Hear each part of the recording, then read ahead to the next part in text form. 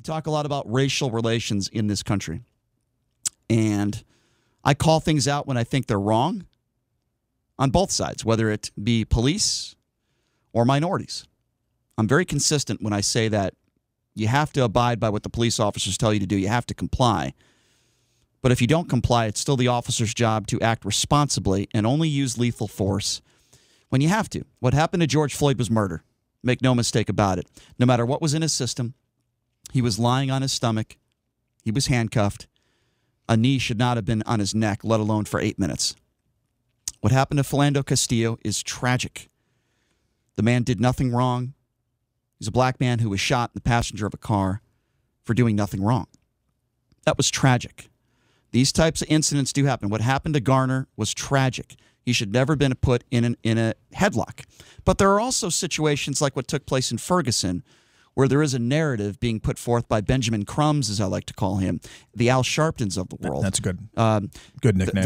There are situations where the hands up, don't shoot narrative is a lie. That's what took place in Ferguson. So when African Americans and those types of leaders come out and they bring up Michael Brown and Ferguson, you lose a lot of credibility because that officer did absolutely nothing wrong. How do I know for sure, Brian? Is that what you're thinking? Well, guess what? Because there were many African Americans, at least 6 of them, witnesses that testified that Michael Brown never put his hands up and he lunged towards the officer. Why am I bringing this up? Well, I'm trying to say that sometimes, whether you're black or not, it's your fault and you deserve to be shot. And then there are other times where you do not deserve to be shot and police officers need to be held accountable for murder. It happens on both sides, but I'm going to give you my opinion. And it also happens to white people. Police officers, they don't just... Okay, so we're not talking about white people getting shot right now. But I mean, it's anyone who does not comply with police officers and goes out of their way to attack them, especially when they have a deadly weapon. Okay, I understand, but we're not, and I've covered white people that have been shot, but we're not talking about white people right now. That's not the narrative, and that's not the story. We're talking about a black person who was shot and killed in Philadelphia, which I'm going to get to now. Yeah, we're not talking about white people. If the next story was a white person that was shot by a police officer, we would discuss that, but that's not what we're talking about right now. We're talking about the Black Lives Matter movement. We're talking about minorities that are shot by police, and that's why you see this movement throughout the country. You might have seen on the news last night, 30 officers were injured by protesters, and some of them are criminals, those who hurt the police officers. Now, why? Why were there protests and why was there violence last night in Philadelphia? Well, let me explain to you exactly what happened, at least according to reports, and then we'll discuss it. Cops fatally shot a 27-year-old black man Monday afternoon, and it sparked a lot of tension, as I just said. Police officers responded to the scene around 4 p.m. They encountered a man who was holding a knife. They told the man to drop the knife. He refused. I watched the video. It's out there. And it prompted 2 officers to shoot. The victim is Walter Wallace. He was rushed to a medical center over there, and he died. So dozens of residents marched through the streets to protest Wallace's death Monday night. Now, I watched the video, and I would recommend many of you who have not seen the video, watch the video. Clearly, this man was not complying with police. It wasn't like the last officer-involved shooting that went national, where you had a man that was walking away from police. This man was not walking away from police officers. He was walking towards police officers, and he was not answering the police officers' commands. What we've learned about this man, who has died tragically, and it's sad, I didn't want this man to die, but what we're learning is the man was mentally ill, and I believe that. But the question arises to this, and then I'll get to the violence that took place last night. I don't want to get there yet. I still want to focus on what took place in Philadelphia before we get to the violence. And it wasn't just violence, Brian. I'll get looting. To that. It was just, like I said, we'll get to that. It was just anarchy. It was lawlessness. Okay, so like I said, we'll discuss that. We'll get to that, but I want to talk about what took place.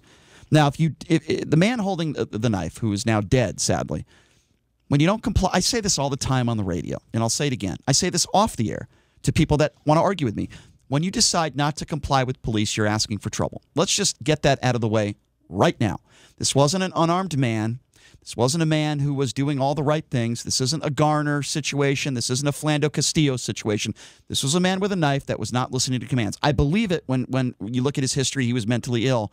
But you know what? don't carry a knife on you if you're mentally ill. And it wasn't just any knife; it was an 8-inch blade. Okay, well, I don't care if it was. I don't care if it's 50 inches or 1 inch. 50 inches is 4 feet. Okay, but I mean, it wasn't a pocket knife. It was a good sized blade. Okay, so the premise, in my opinion, stays the same whether it was 3 inches or 50 inches. You're not complying with a police officer. You can injure a police officer or kill a police officer with a knife, and he didn't comply.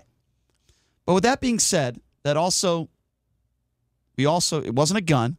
Cops were not going to be killed within 2 seconds. So I understand what the police training says. It says you're trained to shoot at center mass, and it's basically shoot to kill to end the threat. But shooting at center mass, a couple rounds into somebody, you're going to die.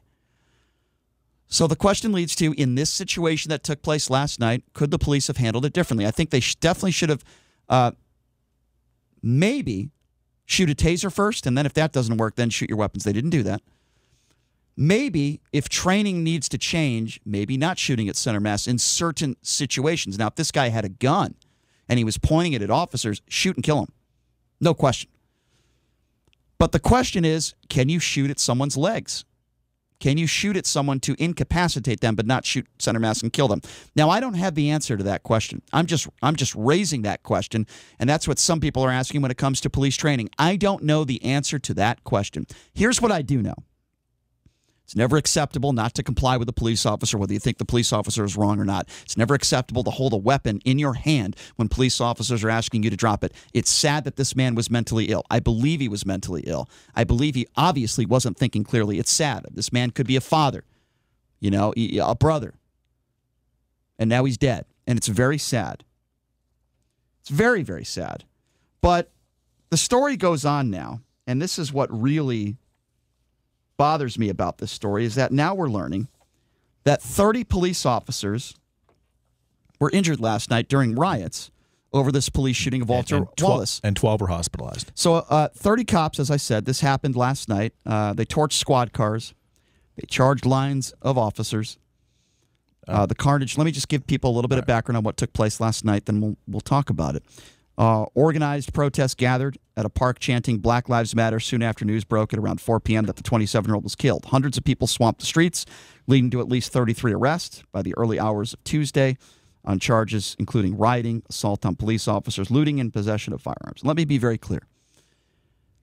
And when I talk about the Black Lives Matter movement, I do also talk about the violence. While I do believe, and it's not even that I believe, it's a fact, that the majority of those that are protesting throughout the country are not violent criminals. Those who are violent criminals, like those, not all, but those that were hurting and injuring police officers last night, are thugs. They are doing a disservice to black people across the country. They are making tension between police officers and minorities worse.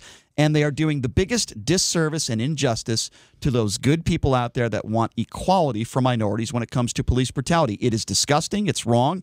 They're criminals. And those people that they arrested last night, throw the book at them as far as I'm concerned. Because if you're throwing objects at police officers and you're trying to injure cops, you should go to jail for 10 years as far as I'm concerned. It was so bad. There was a truck that was driven into a line of police officers. A 52-year-old police officer had her leg broken in that. People were throwing bricks off of rooftops, and a couple of those hit police officers in the head.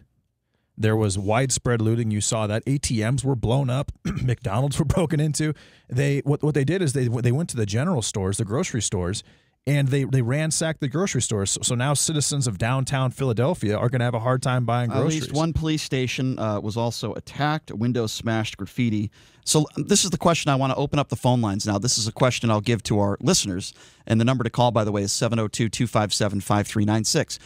There are certain situations like Officer Chauvin and George Floyd. We need to call out officers for being murderers, horrible cops, and they need to be put behind bars for a long time. There are also situations like what took place in Ferguson where I believe the shooting was justified based on evidence. I do believe this shooting was probably justified. I'm just asking questions about training. So here's my question to the listeners out there.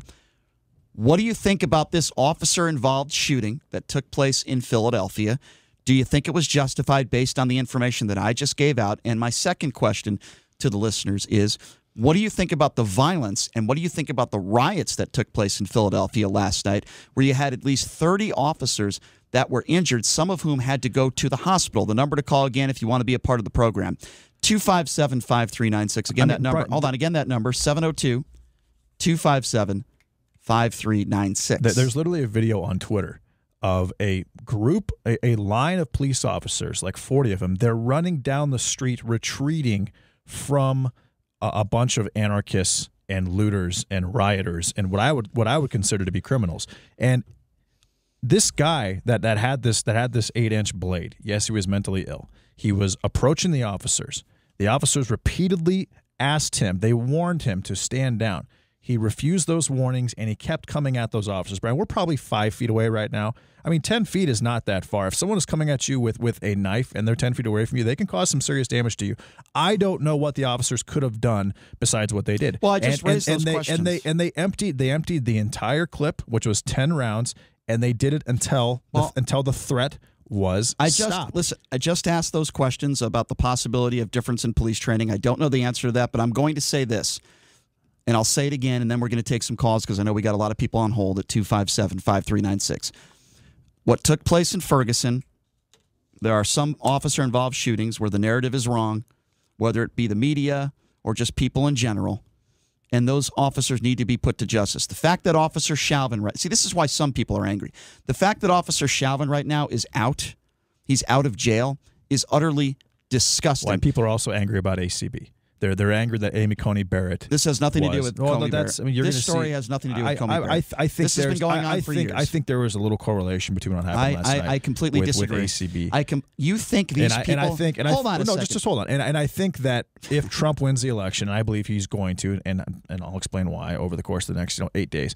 But I think that we're going to see something similar to this on the day that Donald Trump is announced the winner of the 2020 presidential election as well. But we'll see it nationwide. So I completely disagree with you. I could tell you, and I'm going to give you one of my percentages, that 99% of those people, the criminals and those bad people in Philadelphia last night that were trying to hurt police, have no clue who ACB is. So I completely disagree with you on that. That's totally fair. Going back to what I was just saying, and I want to take some phone calls on this. What do you think about what took place yesterday? What do you think about the riots that took place thereafter where 30 officers were injured? Don't you think that minorities in the Black Lives Matter movement, which I support, by the way, don't you think they should pick and choose better for who they go after and the stories that they talk about? Let's take some phone calls now because we have a lot of people on hold. In Pennsylvania, you can actually change your vote.